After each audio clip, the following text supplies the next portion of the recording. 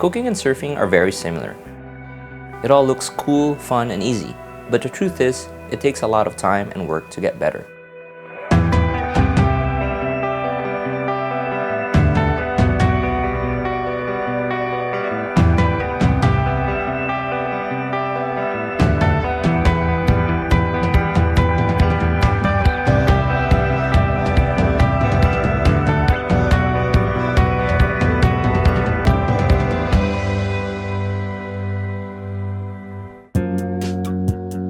So I'm from Bacolod, born and raised there.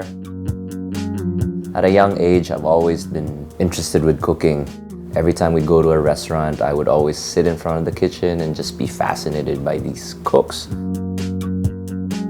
My tita Lil is a very good Chinese cook.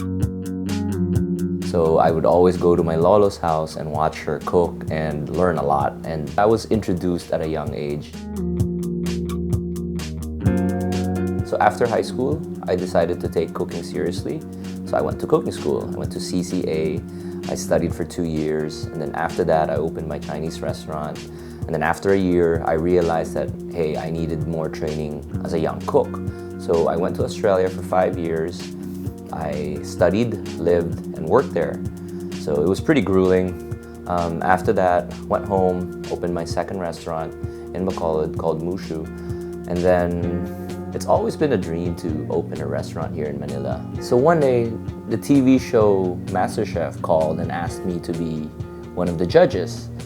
So I'm like, wow, finally I can get to go to Manila. And so after 2 seasons of MasterChef, I finally got the chance to open my restaurant here in Manila. It's been a long, grueling, fun journey, but it's all worth it. It's all good fun. I think the journey's not over yet. There's still a lot of things to do. You know, I want to keep on evolving. I guess that's why I surf.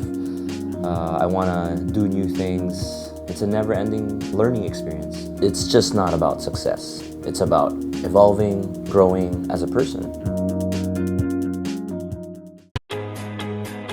Siargao isn't the easiest place to get to. It has one of the shortest runways in the Philippines. You take 2 flights to get there, an hour drive to get to town. When you think Siargao, you instantly think of Cloud9. The waves are of a different caliber, a world-class surf spot that holds many international competitions. But apart from that, it's paradise. White sand beaches, great food, beautiful women, so many places to hang out, a good mix of people from here and abroad.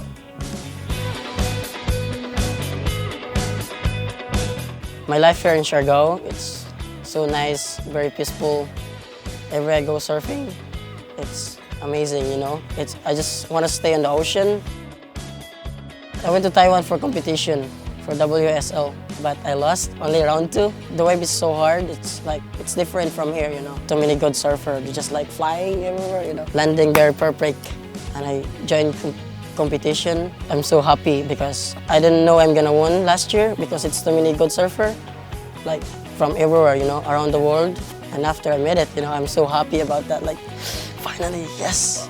So, buhay sa Siargao, sa akin, araw-araw nagbabago eh. Parami na yung tao. Masaya dahil kumikita naman lahat. Sa akin, hindi masaya masyado kasi pag dumami yung tao, siyempre nandun basura. Basura talaga yung problema.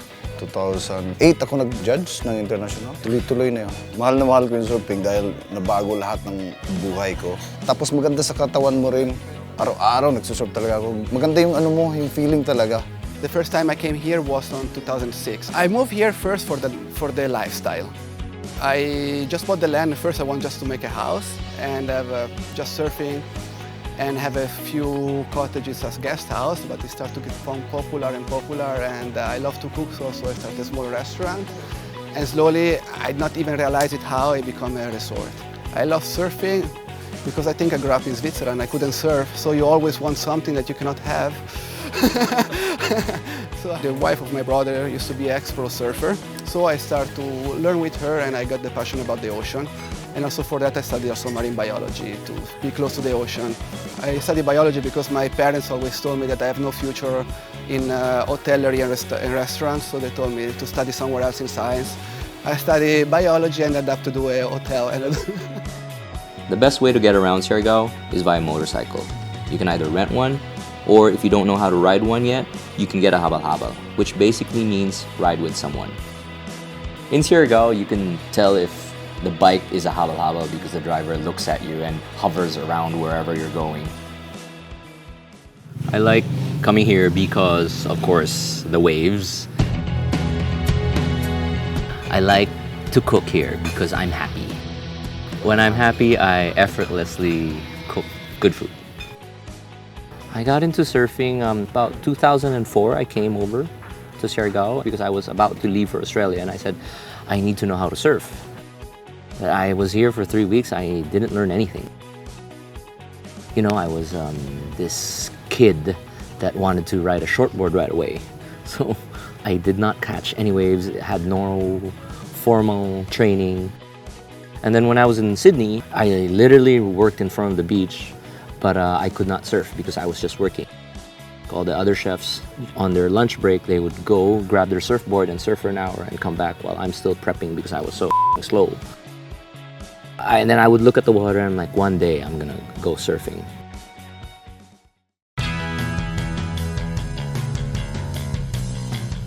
This is the secret of their pan de surf. Originally, it's just called pan, right? And then the foreigners changed it to pan de surf. That's what I heard. This is what they call a pan de coco. Yes. The crust is different.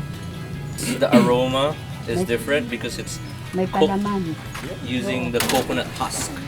So it's just like cooking rice in wood. The texture and the flavor and the aroma is different. Inside is a Coconut candy. coconut candy. Coconut. I'd say it's good after surfing. You have this with your coffee. Jok Jok is one of the future surfing champions here in Siargao. When are you turning 13? October 1. If he goes to school from today till October 1, maybe we give him a gift, or maybe not, because he does not go to school. Oh yeah, so this is my friend Napa. He is very, very local. He's been here for 2 years. He doesn't wear any flip-flops. This is him. Here in Siargao, there's two important things. Getting a barrel and getting a babaji. A babaji is babae, girl.